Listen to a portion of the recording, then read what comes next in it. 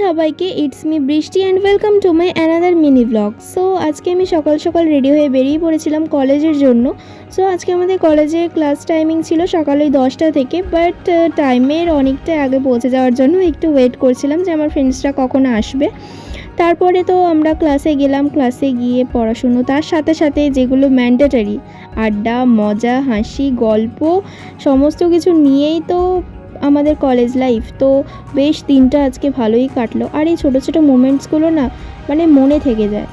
তো যাই হোক, কলেজ থেকে বেরানোর পর মানে ছুটির সময় ওয়েদারটা জাস্ট দেখো, এরকম ওয়েদার আমরা কোনো দিন পাইনি। মানে কলেজ থেকে বেরোনোর পর এত সুন্দর একটা ক্লাউডি ওয়েদার আমরা সত্যি কখনো পাইনি। বাট এত সুন্দর ওয়েদার একটু ফটোশ্যুট না করলে তো হয় না, তাই আমরা ঠিক করলাম একটু ফটোশ্যুট করে নেওয়া যাক। তো আমি এখানে দেখো একটু ফটোশ্যুট ভিডিও করে নিচ্ছিলাম।